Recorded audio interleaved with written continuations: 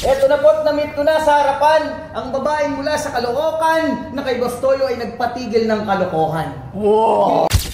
I-claim ko na po, ako po ang Francisco Balagtas na buhay. Hindi na po ako magpapaligoy-ligoy. Presyuhan mo na lang yan o bigyan ng halaga kung gaano mo kamahal si Ma'am Joy. Anong bebenta mo? Dito lang sa Pinay Stars! Okay, wala ka pala eh. Kuya, magandang hapon. Magandang hapon po. Ano po pangalan nila? Ako po si Makata Tawanan sa Talentadong Pinoy, Prinsipe Makata po ng Pilipinas Got Talent. Oh, yeah. Napanood ko siya. Siya yung poetry ng mga comedy. Kay Vice ganda, no? Yes po. Alam nyo, ito lang minsan nakakaya na ako. Dami ko nang hindi kilala. Kasi hindi ka nanonood ng TV, hindi ka more on news. More on chismis lang yung alam ko. Hindi, ako napanood kita, yung kay Angel Locsin, tama, diba? Siya Yes pa po. yung... Anong year? Nung panong pa ni Angel tsaka Vice. 2018 po. Oh, before pandemic. Magaling to! Yung Ano talent mo? poetry. Pagtula po sa PGT po, nauna lang po si Joven yung nagbe-vape. Pangalawa po tayo sa pinakamataas na view sa YouTube na in-upload ng Pilipinas. Buti hindi ka nakulong, katulad ni Jobel. Muntik na po kami magsama sa apartment, pero buti hindi doon sa apartment na may ganon. Kaibigan ko po yan, napakabait. Pero nalulung lang, lang. Pero hindi naman porket na pabisyo ka, hindi ka na makakabangon. Kamusta nga pala yun? Nakalabas na ba siya? Wala na po akong balita ngayon, pero kahit po...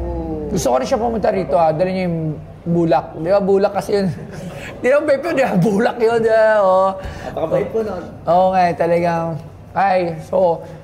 Sige, anong talent mo? Pakita mo na mag-judge kami. Okay, judge tayo. Kanyari. Okay, kailan. Yun ba yung ina-ex? Yung... On the spot, kaya mo? Oo.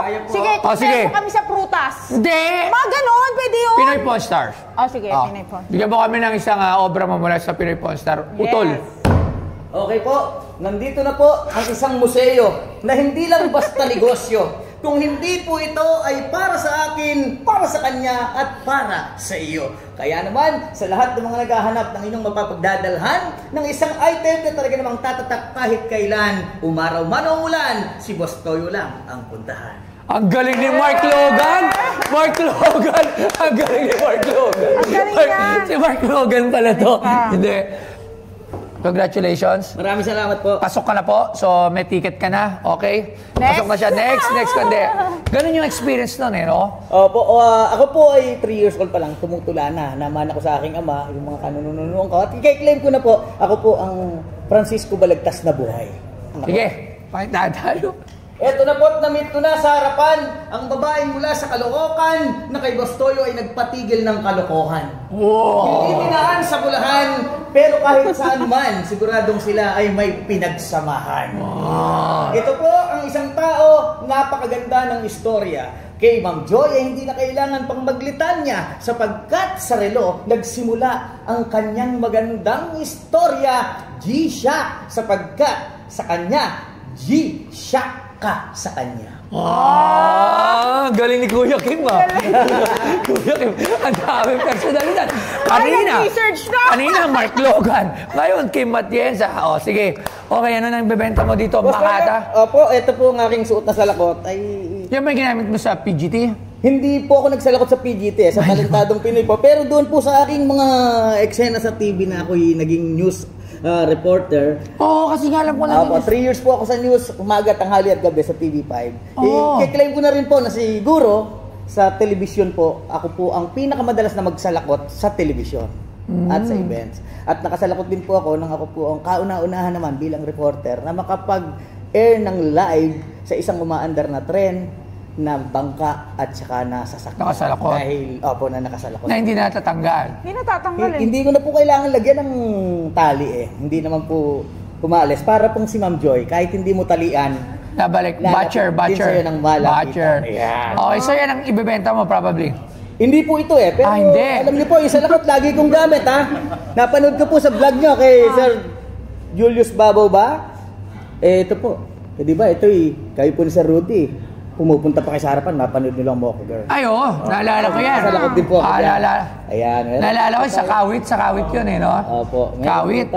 Sa sobrang ni Rudy Boy, kailangan na doon kami sa una ng mga Mocha Girls. Dinamay pa ako, kahit ayoko naman. Pipilit niya ako, hindi tayo. Alam ko naman. Okay. Anong ibebenta mo? Ibebenta ko po isa sa aking mga salakot na kahit po marami ang humingi, may mayor, may congressman, pwedeng may senador na aking pagbigyan. Pero ito po siguro ay tunay na nakalaan sa the best place na museo sa ating bayan at sa inyo po yun. Dinadaan tayo Ito dito po, sa ano. Dinadaan tayo. O, sige. Isang salakot.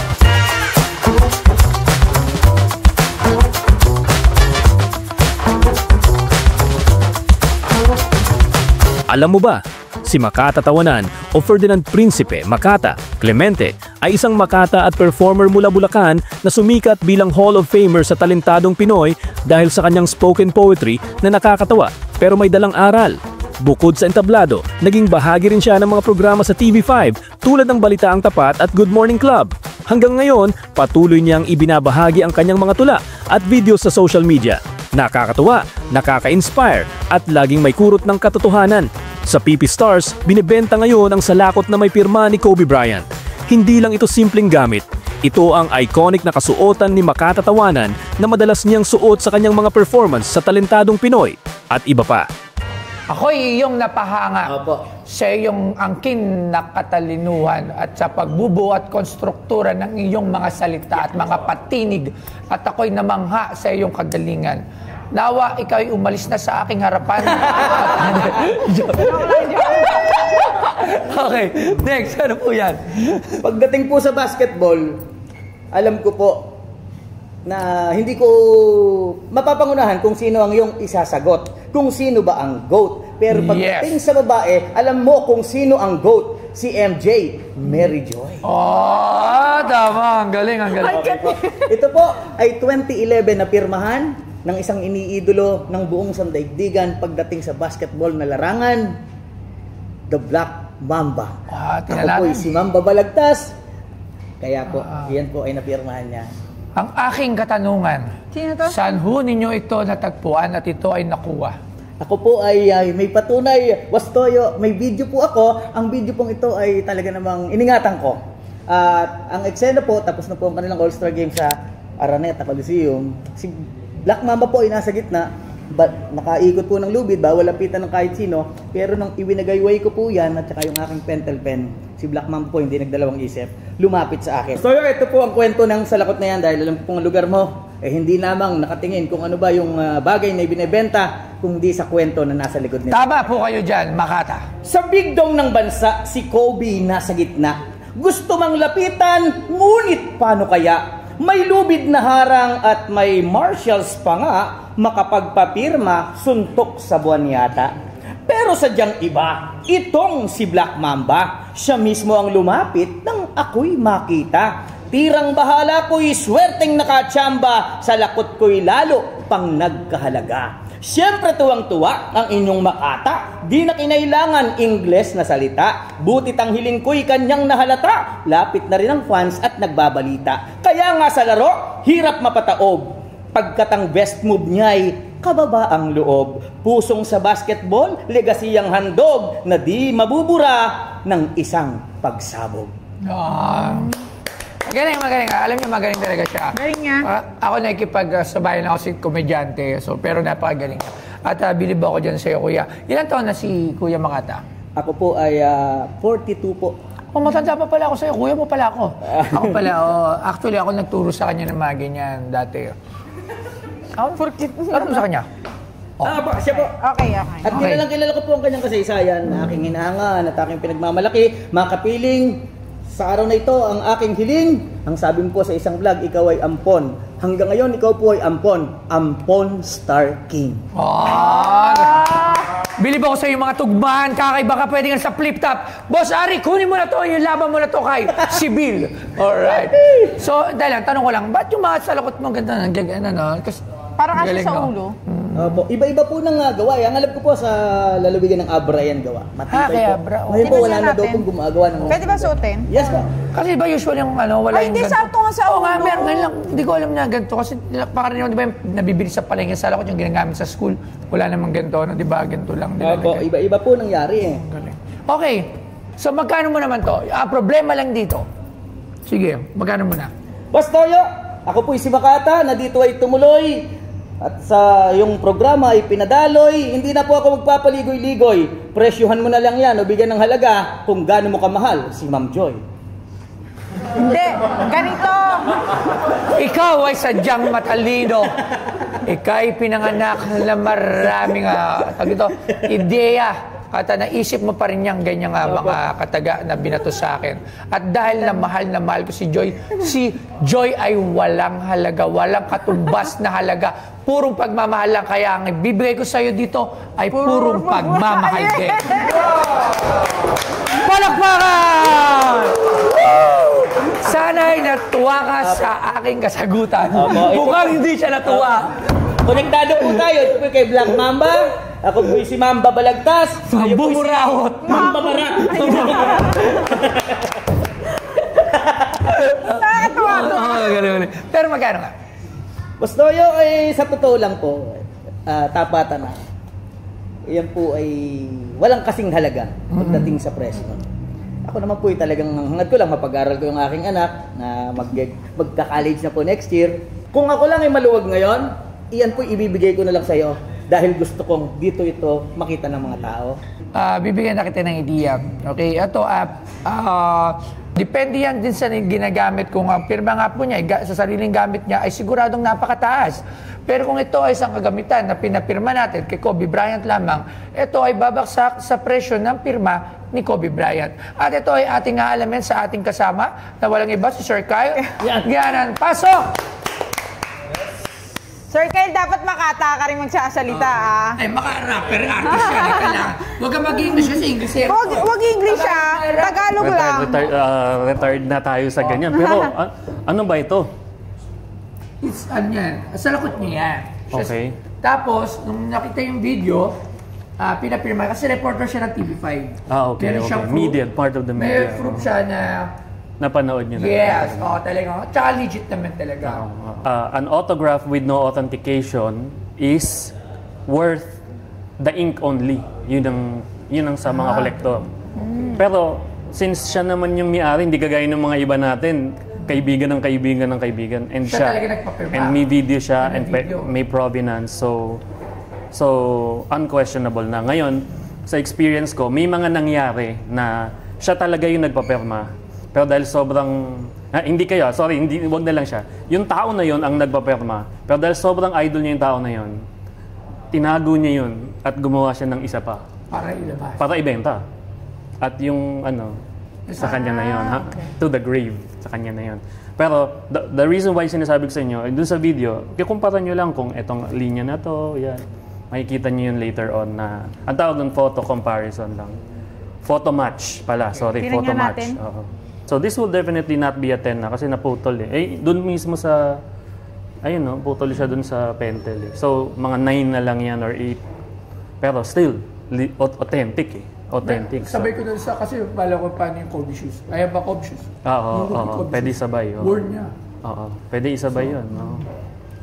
Pero figure, if you're going to buy this, kung ako, siguro, ang value ko dito, of course, ang value is sentimental value, walang kapantay. Pero, for me, I would price it at around, siguro, 50 to 75,000. Alright, maraming just because there's no certification. Okay. Nice to meet you, boss. Thank you po. Thank you. Apo. 40,000 pesos. 40,000 pesos. Bastoyo, ang kwento po nito ay parang yung si Jose Rizal na nalaglagan sa bangka ng isang tsinelas, inilaglag pa na yung isa para mapakinabangan ng tao. Ang kwento naman po nito, si Kobe Bryant pupunta ng Pilipinas, bilang lang yung kanyang oras, yung bawat araw na ilalagi.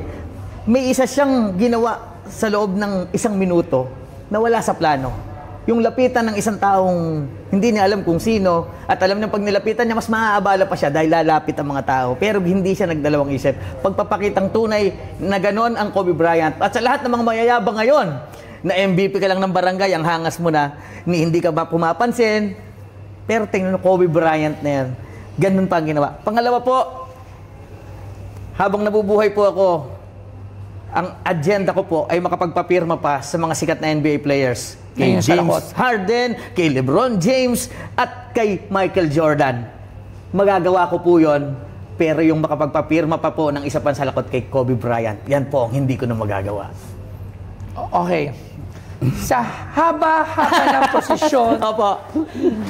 magkano? Magkano? Expression mo kasi.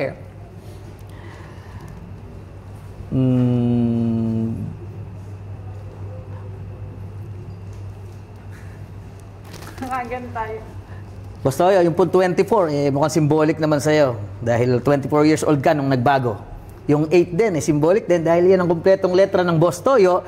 At 800 ang tinubo mo sa una mong benta ng G-Shock. Nag-search to Okay. So 800 mo lang ito bebenta? 800 lang mo lang. Kung may multiply po ako, Patay, multiplication, di ba? Pero division? Division! 2 times 4 times 8. O, di. Magkano? Divide by basta yun, parang maganda yung 24. Lagyan natin ng 4 na 0. 240,000. Maganda ba para sa'yo? Ay, wala kasing 240,000 sa ano ko, sa number. Kasi ang kulang talaga dito is the Opo. certificate and authentication. So, after that, dun lang natin malalaman yung totoong presyo nito. Pwede kasing after ko ito mapa-authenticate at after ko ito mapa-certified, hindi natin alam kung magkano magiging market nito. It could be nasa 100,000 lang, it could be 80,000 lang. It depends on magkano ito marirate. So, parang hindi natin, walang kasiguraduhan kung magkano talaga, kung mananalo ba or matatalo sa deal na to.